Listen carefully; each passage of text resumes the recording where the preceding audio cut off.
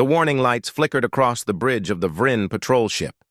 Captain Veltis stared at the readings and felt his 3 hearts beat faster. The energy signature made no sense. It was too powerful, too focused, too unlike anything in their database. "Send word to Fleet Command," Veltis ordered. "We have an unknown contact at Grid 773. His crew moved quickly. The Vryn had controlled this sector of space for 800 years. Nothing entered their territory without permission. Nothing challenged their authority. They were the strongest species in the hegemony, the coalition of 12 alien races that ruled most of the known galaxy. The patrol ship moved closer to investigate. Veltis studied the readings again. Whatever was out there, it was big, very big, and it was just sitting there, waiting. "Sir, I'm getting multiple contacts now," his sensor officer said, her voice shaking. "They're surrounding us." Veltis looked at the tactical display. Ships appeared from nowhere. They had no visible engines, no heat signatures, nothing that should allow them to exist in normal space.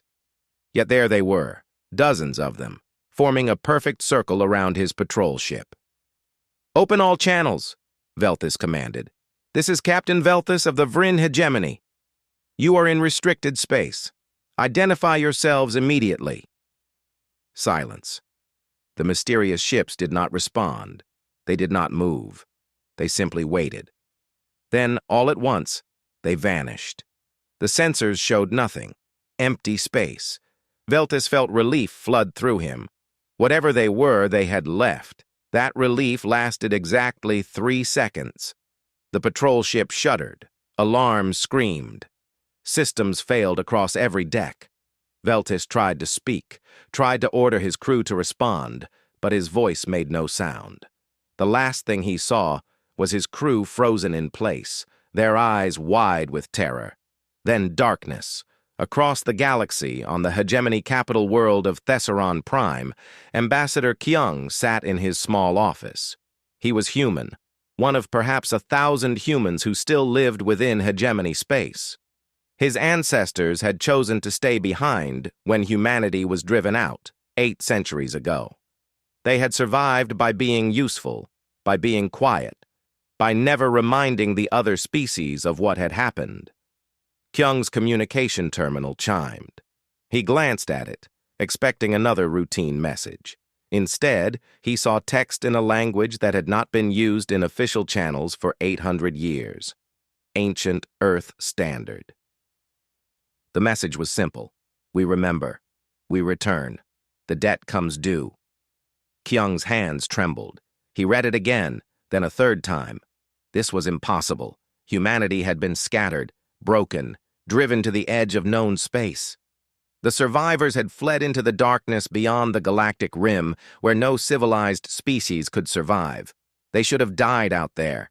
Everyone said so. The Vryn had made sure of it. He forwarded the message to the Hegemony Council and waited. 3 hours later, he stood in the council chamber. 12 species sat in judgment, as they always did. The Vryn representative, High Chancellor Drexus, looked at Kyung with barely concealed contempt. "This is obviously a hoax," Drexus said. "Some rebel faction trying to frighten us. Humanity was removed from civilized space 800 years ago. They posed a threat to galactic stability. We did what was necessary." "Removed?" Kyung spoke quietly, but his voice carried. "You hunted them. You destroyed their colony ships. You killed refugees who begged for mercy." "That is ancient history," another council member said. "We have no reason to believe this message is genuine." "Then explain the missing patrol ship," Kyung replied. "Explain the 6 other vessels that vanished this week. Explain the energy signatures that match no known technology." The council chamber fell silent. Drexus glared at Kyung. "You dare suggest that a few missing ships mean humanity has somehow returned? After 8 centuries in the darkness? That's absurd." "Is it?" Kyung asked. "Your own ancestors sent ships to hunt down human survivors. Those ships never returned. You assumed humans died in the void. But what if you were wrong? What if they survived? What if they spent 800 years preparing? Preparing for what? Drexus demanded. For this, Kyung said simply. Far beyond the borders of hegemony space, Admiral Day Won stood on the bridge of the carrier ship Endurance. He was 53 years old and had spent his entire life in the fleet. He had never seen Earth. His parents had never seen Earth. His grandparents had been born on a colony world that no longer existed, destroyed by Vryn warships before humanity's great exodus. Status report, Daewon ordered. All strike teams have returned successfully, replied Hana, his intelligence officer. She was younger than him by a decade, sharp-eyed and brilliant. The Vryn still don't know what hit them. Good. Let's keep it that way. Beside him, Tactical Officer Taman studied the holographic display. He was 24, born on a generation ship. Like most of the younger generation, he had never known anything but the endless dark between stars. Sir, shouldn't we send a formal message? Let them know why we're here? Daewon smiled, but there was no warmth in it. We already did. 800 years ago, when we begged them to let us live in peace, they answered with warships. Now we answer with silence. Let them wonder. Let them fear. Let them feel what our ancestors felt. Hana pulled up a file on her screen. I've been reviewing the intelligence we gathered from their databases. The original vote to exile humanity wasn't unanimous. Only 3 species pushed for it: the Vryn, the Skelrix, and the Thovians. The other 9 species went along because they were afraid. Afraid of us? Taman asked. Afraid of the Vryn, Hana corrected. The hegemony isn't a coalition, it's an empire. The Vryn rule it. They always have. Daewon nodded slowly. Then we know who we're really here for. But first, we make sure the entire galaxy remembers what happened.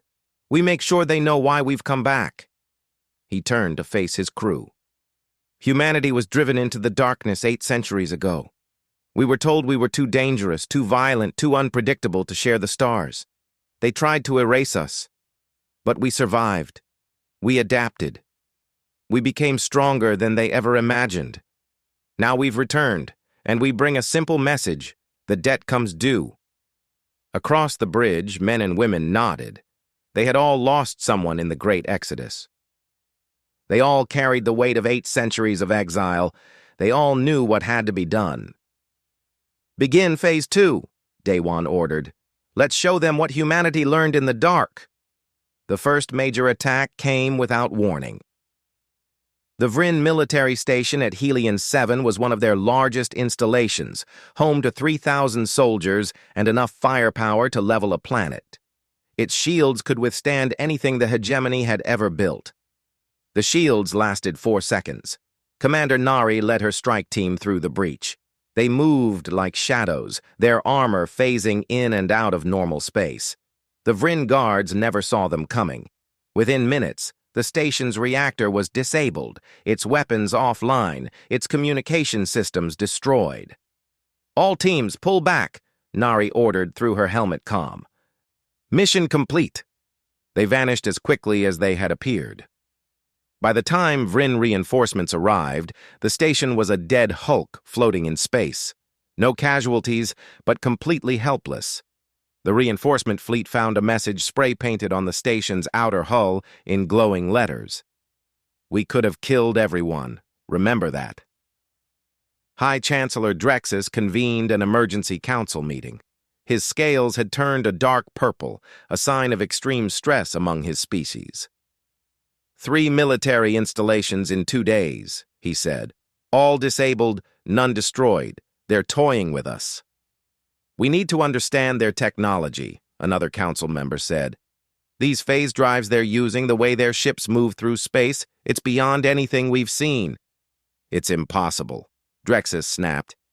No species could advance this far in 800 years, not while scattered and hiding. Maybe that's exactly why they advanced, Ambassador Kyung said quietly. He stood at the back of the chamber, as always.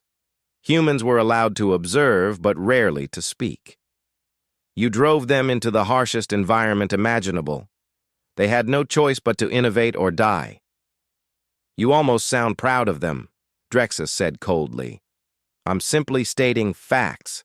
My ancestors chose to stay behind and live under hegemony rule. But I know our history. Humanity has always been at its most dangerous when pushed into a corner. On the research vessel Discovery, scientist Jinwoo examined the phase drive prototype. He was 38 years old and had spent half his life developing this technology. It had started as a theoretical concept, a way to move ships partially out of normal space to avoid detection. But over decades of refinement, it had become something more, something revolutionary. The beauty of it, Jinwoo explained to a group of younger scientists, is that we developed it from desperation. We had no safe harbors, no stable planets, no resources. We had to hide constantly. So we learned to exist between spaces, in the gaps where sensors couldn't reach us. How long can a ship stay phased? One of the students asked. Depends on its size. A fighter can stay phased for days. A carrier like the Endurance can manage about 6 hours. But 6 hours is enough to move through an entire star system undetected. Another student raised her hand. Professor, some people are saying we should destroy the hegemony completely. That we should make them pay for everything they did. What do you think? Jinwoo was quiet for a moment. I think there's a difference between justice and revenge. I lost my sister in the Exodus. She was on a medical ship the Vryn destroyed. I'll never forget that. But if we become the monsters they claimed we were, then what was the point of surviving? Aboard the Endurance, Mirai sat across from Admiral Daewon in his private quarters. She was the fleet's chief diplomat, though many questioned why they needed diplomats at all. The Skelrics have sent a message, Mirai said. They want to negotiate. Let them wait, Daewon replied. Sir, they're claiming they were coerced into voting for humanity's exile. They say the Vryn threatened them. They still voted for it. They still watched as colony ships were destroyed. Their hands are just as bloody. Mirai leaned forward. I've been reviewing Hana's intelligence reports. The Skelrics might be telling the truth. 9 of the 12 hegemony species were pressured into supporting the exile. Only 3 actually wanted it. The Vryn, the Thovians, and who else? The Kelrathi. But they're extinct now. A plague wiped them out 300 years ago. Daewon stood and walked to the viewport. Beyond it, stars drifted in the endless dark. So you're saying we should forgive 9 species and only punish 2? I'm saying we should know the truth before we act. That's what separates us from them. We care about truth. The truth is that humanity was driven out and hunted like animals. The truth is that millions died. Children died. My grandmother died in the cold of space because her ship's life support failed after a Vryn attack. That's my truth, Mirai. I know, and I'm not asking you to forget. I'm asking you to aim carefully. If we punish everyone equally, we become tyrants. If we distinguish between the guilty and the coerced, we become something better. Daewon turned to face her. You realize that if you're right, we might have to negotiate with some of them? Yes. And that many in the fleet will hate us for it? Yes. You're asking me to be merciful to the people who destroyed our civilization. I'm asking you to be smart about justice. There's a difference. Hana intercepted another transmission that night. It was encrypted, but human codebreakers had centuries to perfect their craft. The message was from a Vryn research facility to High Chancellor Drexus. We've located 3 human refugee colonies from the original Exodus. Coordinates attached. Request permission to deploy sanitization teams. Hana felt ice flood through her veins. Sanitization teams. The same term the Vryn had used 800 years ago when they hunted down human survivors. the same term they used before committing genocide. She brought the message to Daewon immediately. "They're still hunting us," she said. "Even now, after seeing what we can do, they're planning to kill refugees who've been hiding for centuries." Daewon read the message twice. His jaw tightened. "Where are these colonies?" "The outer veil near the galactic edge. Small populations, maybe a few thousand each. They're peaceful settlements. No weapons, no ships." "They've been hiding all this time, hoping to be forgotten." "Not anymore," Daewon stood. "Taemin." The young tactical officer entered quickly. "Sir, I need 3 strike groups deployed to these coordinates within the hour. Full combat loadout. We're getting our people out before the Vryn can reach them." "Extraction mission, sir." "And something more. When we're done, I want every Vryn ship in that sector to know what happens when they threaten human civilians. No more mercy strikes, no more warnings. If they want war, we'll show them what 8 centuries of rage looks like." Mireille stepped forward. "Admiral, please think about this." "I have thought about it. They're trying to finish what they started 800 years ago. That ends now. If you escalate, the entire hegemony will unite against us. Let them try." Daewon's voice was cold. "We survived alone in the dark for 8 centuries. We don't fear them anymore. Maybe it's time they learned to fear us." Hana pulled up tactical displays. "Sir, I recommend we also broadcast the intercepted message across all hegemony channels. Let every species see what the Vryn plan to do. Let them see who the real monsters are." Daewon nodded slowly. "Do it, and make sure Ambassador Kyung receives a copy. Let him show it to the Council. Let them try to justify this." As the strike teams prepared to launch, Taemin paused. "Sir, what if this is what they want? What if they're trying to provoke us into full war?" "Then they're going to get their wish," Daewon replied. "But they're going to regret it." The broadcast went out across every channel in hegemony space. It couldn't be blocked, couldn't be stopped. Every planet, every station, every ship received the same message. Yoonji appeared on screens across the galaxy.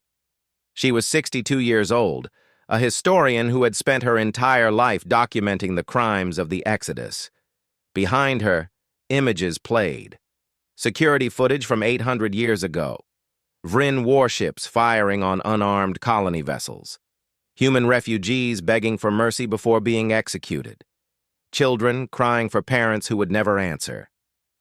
"My name is Yoonji," she said calmly. "I am human. For 8 centuries, my people have been labeled as dangerous, as violent, as a threat to galactic peace. Today, I show you the truth of what happened when humanity was exiled." The images continued. A medical frigate marked with clear humanitarian symbols, torn apart by weapons fire. A colony planet bombarded from orbit, its cities burning. Escape pods hunted down and destroyed one by one. "The hegemony claims they removed humanity for the safety of all species," Yoonji continued. "But these images tell a different story. They show systematic genocide. They show war crimes. They show the deliberate extermination of a peaceful species whose only crime was expanding too quickly." More footage played. This time it showed hegemony council meetings from centuries past. Vryn officials arguing for total elimination. Skelric's representatives objecting, then being threatened. Thovian leaders demanding that no human be allowed to survive. "We know now that only 3 species truly wanted humanity destroyed," Yoonji said. "The Vryn, the Skelrics, and the Thovians. The other 9 species were pressured, threatened, or manipulated into compliance. Some objected, some tried to help us, but fear kept them silent." The final images were recent. The intercepted message about sanitization teams, the coordinates of hidden refugee colonies, the proof that even now, after 8 centuries, the Vryn still sought to finish their genocide. "Humanity returns not for conquest," Yoonji concluded. "We return for justice. We will hold accountable those who orchestrated our destruction, but we will not become the monsters you claimed we were. We offer one chance for peace. Surrender those responsible for the genocide. Provide full documentation of all crimes. Allow reparations to be made. Do this, and humanity will show the mercy you never showed us. The broadcast ended.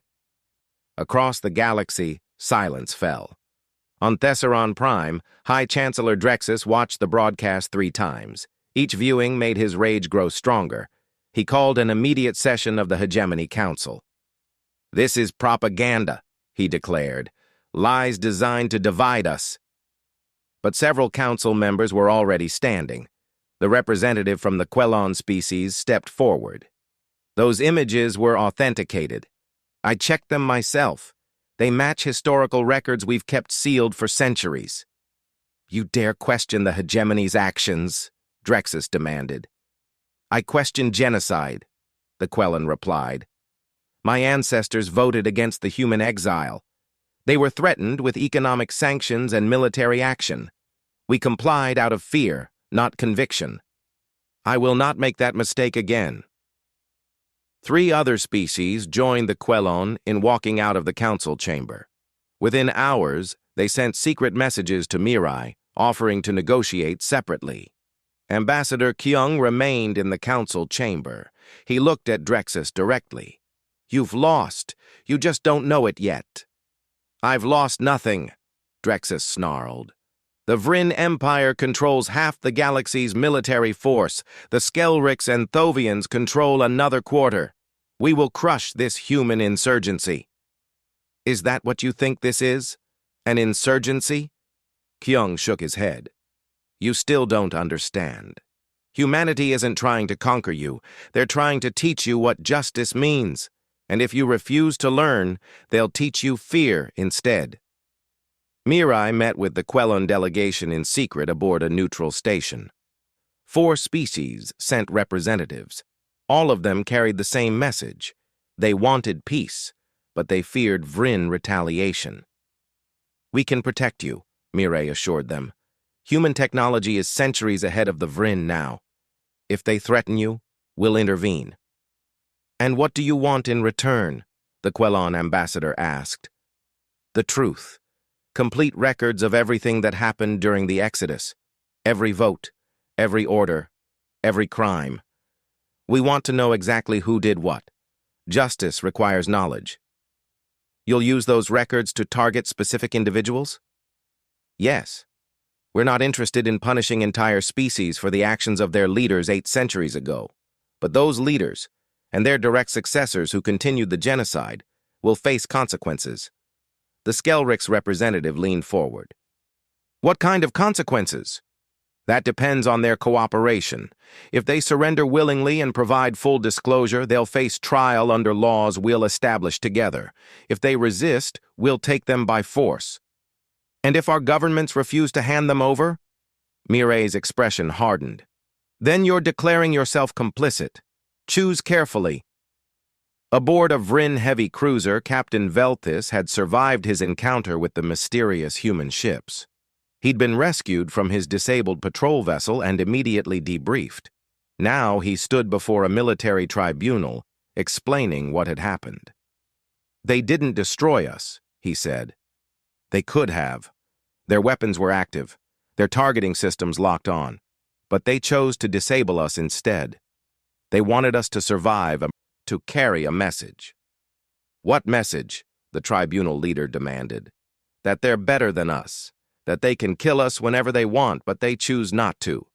It's psychological warfare. They're trying to make us afraid."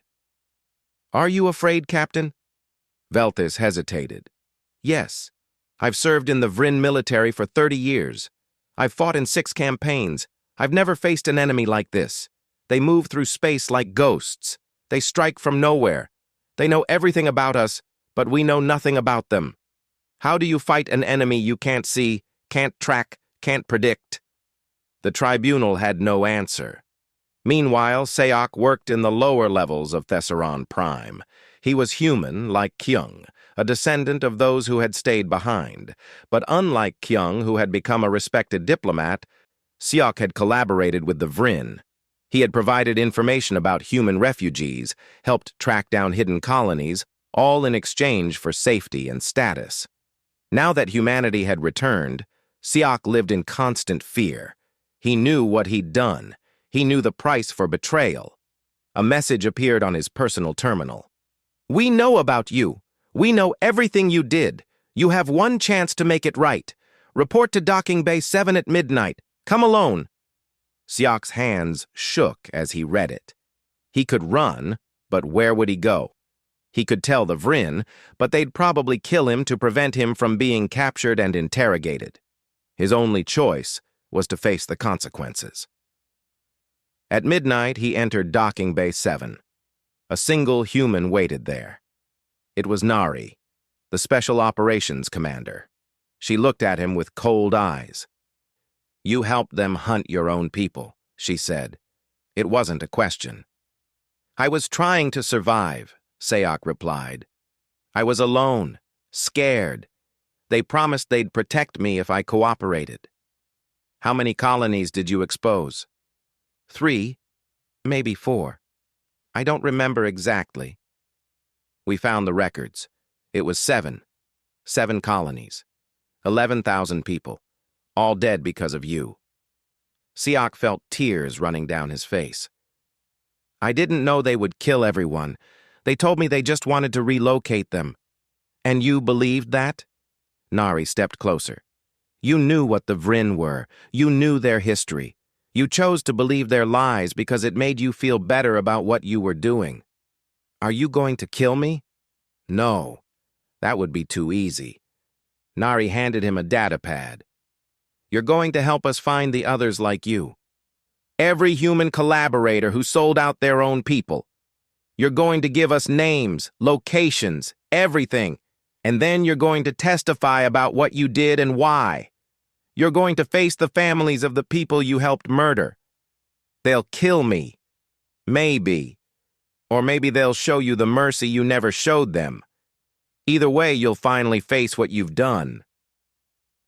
Back on the Endurance, Daewon studied the latest intelligence reports.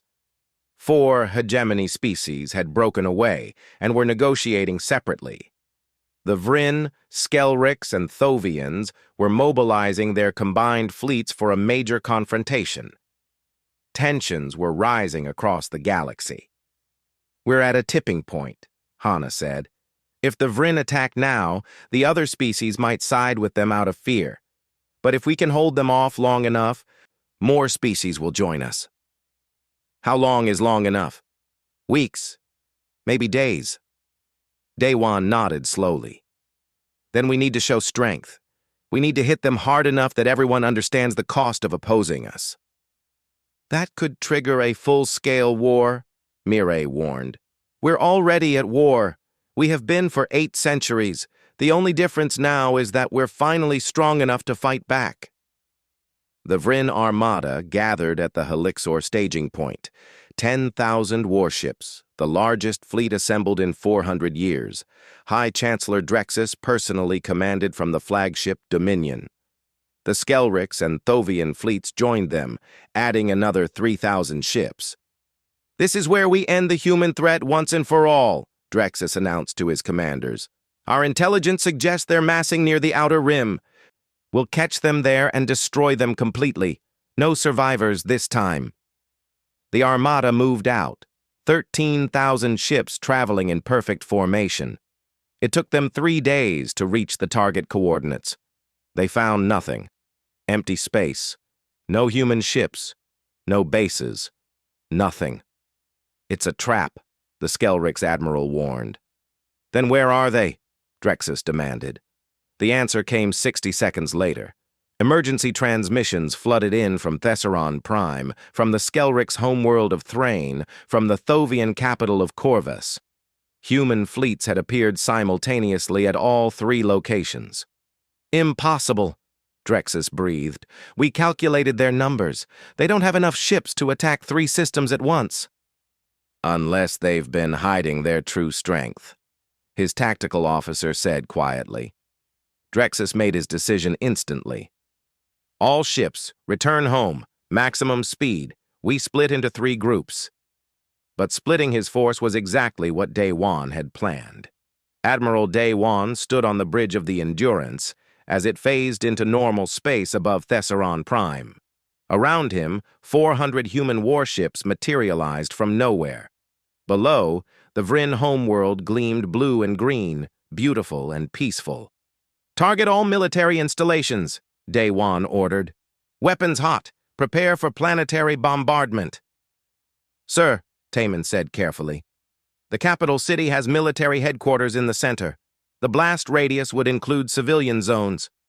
"I know what I ordered, tactical officer."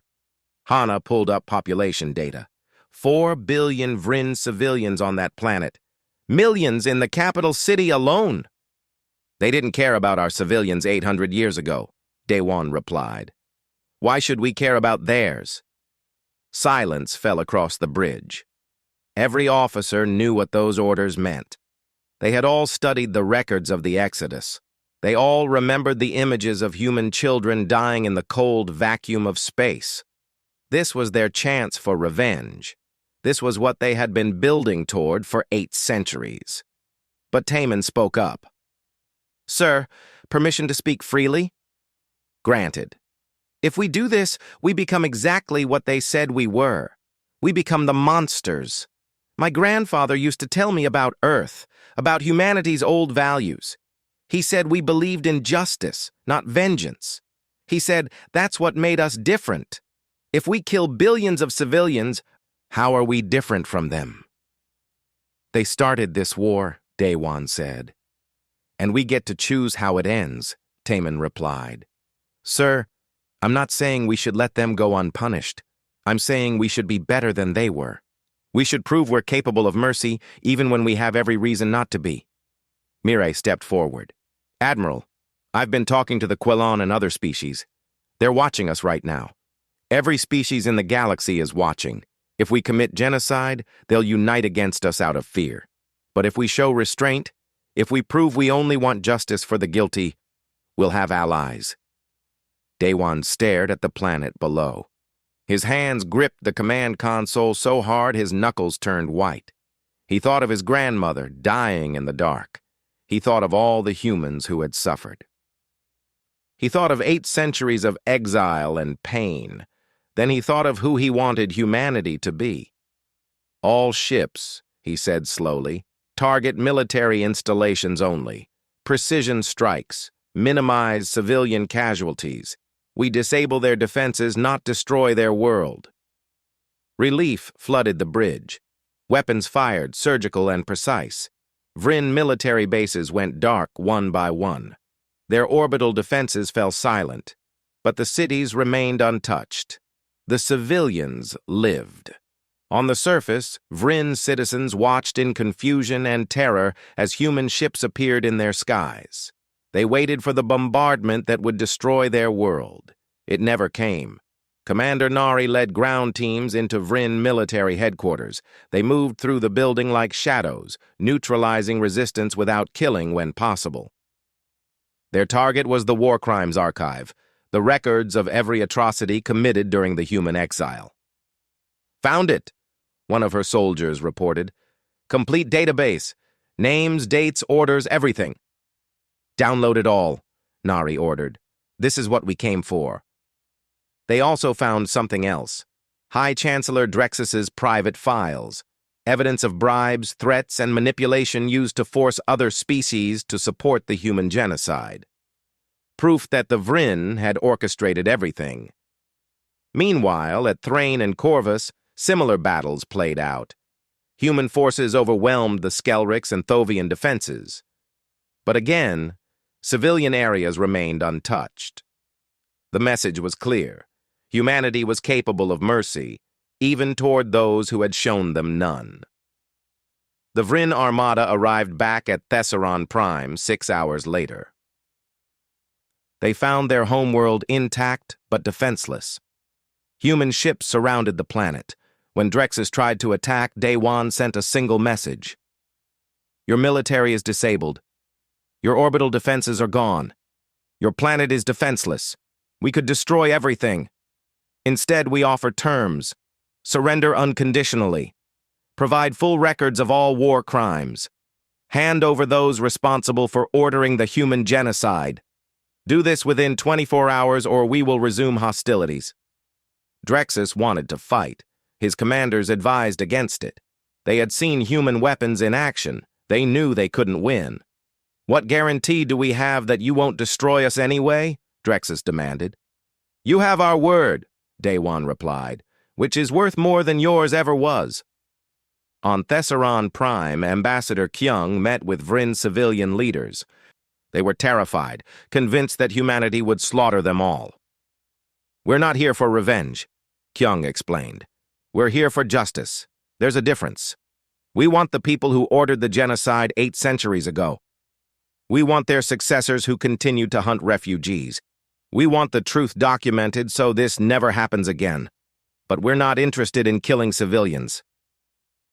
How can we trust you? A Vryn leader asked. You have every reason to hate us. We do hate what was done to us, Kyung admitted. But we're not you. We don't believe in collective punishment. We believe in individual accountability. Give us the guilty, and the innocent can live in peace. The Skelrics and Thovians surrendered first. Their governments collapsed under internal pressure. Citizens who had grown up hearing propaganda about the dangerous humans now saw the truth. They saw mercy when vengeance would have been easier. The Vryn held out longer. Drexus refused to surrender, but his own people turned against him. Vryn citizens had watched as their military was dismantled without mass casualties. They had seen human soldiers who could have killed them, but chose not to. They had read the war crimes evidence that Nari's team broadcast across all networks. On the 7th day, Vryn military officers arrested Drexus themselves. They delivered him to human custody along with complete war crimes archives. The surrender was total. Daewon stood on the surface of Thessaron Prime for the first time, breathing the air of the enemy capital. Beside him, Mirai and Hana reviewed the surrender documents. It's done, Hana said quietly. We won. Did we? Daewon asked. We defeated them militarily, but we chose not to destroy them. Some in the fleet are angry about that. They wanted total vengeance. Some wanted genocide, Mirai corrected, but most just wanted justice, and that's what we got. The guilty will face trial. The truth is documented. The galaxy knows what really happened 8 centuries ago. And now? Daewon looked up at the sky, where human ships maintained their vigil. Now we see if we can build something better than what came before, Mirai replied. We have a chance to create a new order, one based on justice rather than fear. That's worth more than revenge ever could be. Taemin joined them, looking out at the Vryn capital city. My grandfather would have been proud of this. We proved we could win without becoming monsters. That's the real victory. Daewon nodded slowly. For the first time in months, he felt something other than rage. It wasn't quite peace, not yet. But it was a start. 1 year had passed since the surrender. The galaxy looked different now. The Vryn, Skelrics, and Thovian empires still existed, but as shadows of their former power. Their military forces had been reduced to defensive units only. War crimes tribunals were ongoing, processing hundreds of cases. Some officials had been executed for the worst atrocities. Others faced life imprisonment. Many more worked on reparation projects, rebuilding what their ancestors had destroyed. Humanity established the neutral zone, a region of space where all species could coexist under protected law. No single species controlled it. A council of 12 representatives, including 1 human, governed fairly. For the first time in galactic history, smaller species had a voice equal to the great empires. Admiral Daewon had retired. He lived now on a small colony world, far from military command. The transition to civilian life was difficult. Sometimes he woke in the night, remembering battles. Sometimes he wondered if he had been too merciful, if he should have hit harder. But then Taman would visit, bringing news from the frontier. Young people from different species working together, mixed crews on exploration ships, trade agreements that treated everyone fairly, and Day One would remember why he had chosen mercy over vengeance. "You made the right choice," Taman told him during one such visit. "I'm commanding a ship now. Half my crew isn't human. We trust each other. That wouldn't have been possible if you'd destroyed their worlds." "How do they feel about serving under a human captain?" Day One asked. "Some struggled at first. 800 years of propaganda doesn't disappear overnight, but we prove ourselves through actions, not words. When we saved a Vryn colony from raiders last month, that meant more than any speech could." Day One smiled, something he hadn't done often in his years of command. "Your grandfather would be proud. Tell me, do the other species still fear us?" "Some do, but it's a different kind of fear now. They fear what we could do, not what we are. That's progress." Hannah now led the Truth and Reconciliation Commission. Her job was to ensure the human exile was never forgotten, but also never used to justify future hatred. She traveled across the galaxy, gathering testimony from survivors and witnesses. Some stories were almost too painful to hear. Humans who had lost entire families, Vryn soldiers who had followed orders they now regretted, Skelrix civilians who had remained silent when they should have spoken. "The hardest part," Hannah explained to a gathering of students, both human and alien, "is understanding that both things can be true. The genocide happened.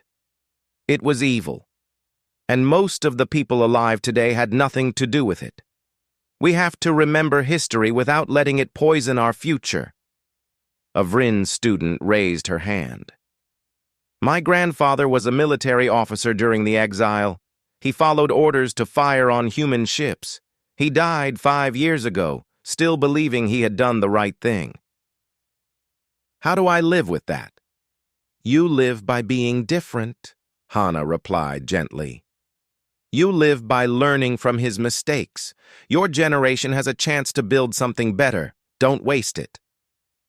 Commander Nari trained the new peacekeeping forces. They were mixed-species units, designed to respond to threats anywhere in the neutral zone. The training was intense, pushing everyone to their limits. "In here, you're not human, Vryn, Skelrix, or anything else," Nari told her recruits. "You're peacekeepers. Your job is to protect everyone, regardless of species. That means sometimes you'll protect people you hate. Sometimes you'll protect the descendants of those who hurt your ancestors. If you can't do that, leave now." No one left. They trained together, fought together, and learned to trust each other. It wasn't easy. Old hatreds didn't disappear just because laws changed. But slowly, friendship grew where enmity had been. Mireille became humanity's first ambassador to the reformed Galactic Council. She was brilliant, patient, and ruthlessly honest. When the Council tried to sweep uncomfortable topics under the rug, she forced them to face reality. "We can't build a lasting peace on lies," she said during one heated session. "Yes, discussing the genocide is uncomfortable. Yes, it makes some species look bad.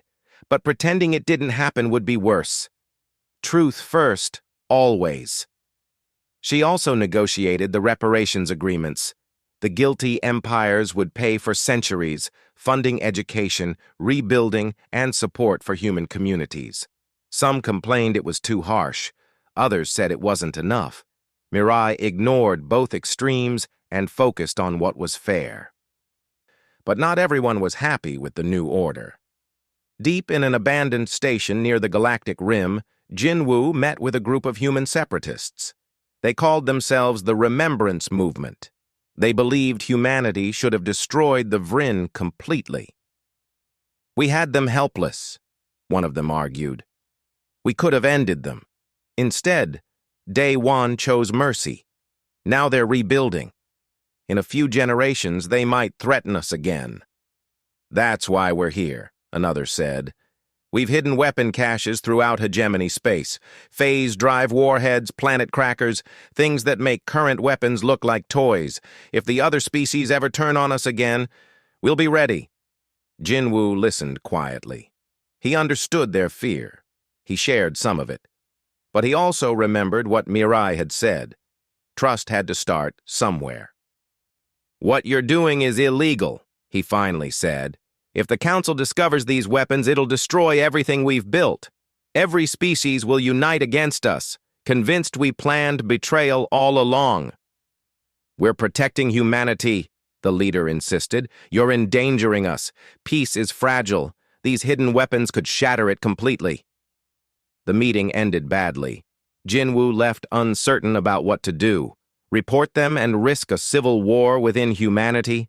Stay silent and risk future catastrophe? Historian Yoonji discovered Jinwoo's secret 3 weeks later. She had been researching supply chain anomalies for her records when she noticed something odd. Resources disappearing. Ships going to unmapped locations. She followed the trail and found evidence of the hidden weapons. She brought it directly to Mirai. "You need to see this.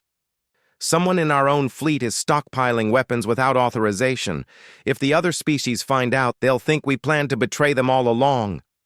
Mirai reviewed the evidence and felt her stomach drop. "This is exactly what we fought to prevent. If we become the species that lies and hides weapons, we're no better than the Vryn were." "What do? We go public. We tell the Council everything. We prove that when humanity discovers wrongdoing, even among our own people, we face it honestly. That could cause a panic. Some species already don't trust us. Then we give them a reason to trust us. We show them that our commitment to truth isn't conditional. It applies to everyone, including ourselves." Mirai called for an emergency council session. Every species sent representatives. The chamber was tense, filled with suspicion. When Mirai stood to speak, everyone fell silent. "I have discovered something that threatens our peace," she began. "A group within humanity has been secretly stockpiling advanced weapons. They did this without authorization, hiding them throughout former hegemony space. If I had stayed silent, you might never have known until it was too late. But that's not the kind of species we want to be." She projected all the evidence. Locations, weapon types, the people involved, everything. Gasps filled the chamber. The Vryn representative stood immediately. "This is proof that humans cannot be trusted," he declared. "They speak of peace while preparing for war." "No," Mirai replied calmly. "This is proof that some humans cannot be trusted. Just like some Vryn committed genocide while others objected. Just like some Skelrics were coerced while others volunteered. Species aren't monolithic. Individuals make choices. These individuals made bad choices. We're here to correct them." "How?" the Quelon ambassador asked. "I propose joint teams to locate and dismantle these weapons. Mixed species crews, including humans. We destroy them together, proving that no one is hiding anything. And I propose something more. Every species should declare their most dangerous weapons. We create mutual disarmament agreements. If we all reduce our deadliest arsenals together, no one has an advantage, and everyone is safer." The chamber erupted in debate. Some species loved the idea, others feared it was a trick. The vote was scheduled for the following week. Daewon heard about Mirai's proposal and traveled to meet her. "You're asking every species to give up their ultimate weapons. That's a huge risk." "I know, but someone has to take the first step toward real peace. If we don't, we're just waiting for the next war." "What if they refuse? What if they vote against it?" "Then we'll have tried. That matters too. You know that some humans will hate you for exposing those weapons. The Remembrance movement will call you a traitor." "Let them. I'd rather be called a traitor by extremists than have history record that humanity broke the peace we fought so hard to build." The vote came. It was close, argued over for days. Finally, by a margin of 7-5, with one abstention, it passed. Every major species would declare their deadliest weapons and begin coordinated disarmament. Joint inspection teams would verify compliance.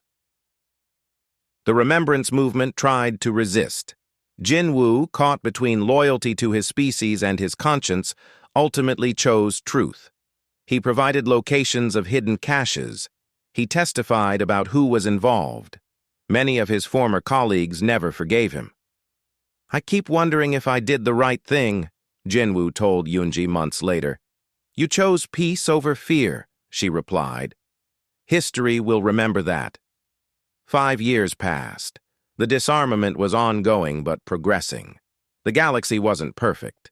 Tensions still existed. Some species still distrusted each other, but something fundamental had changed. A Vryn merchant ship rescued a human colony that had been hit by a natural disaster.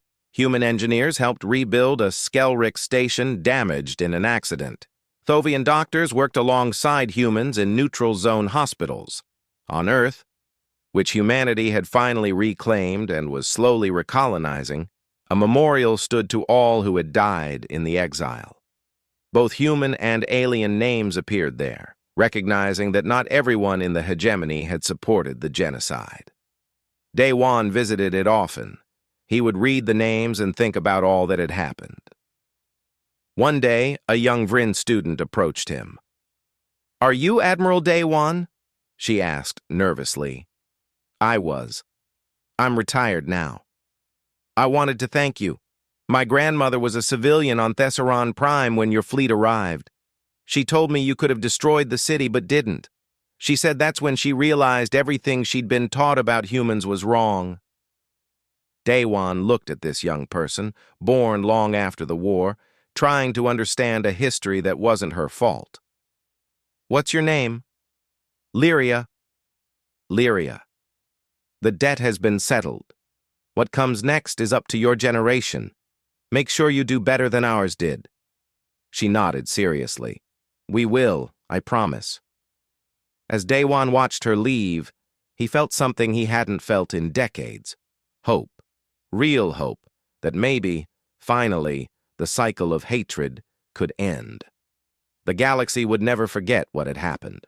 The scars were too deep, the wounds too painful. But remembering didn't have to mean repeating. That was the lesson humanity had taught by choosing mercy when revenge would have been easier. The debt was paid. The question now was, could trust truly be earned? Time would tell.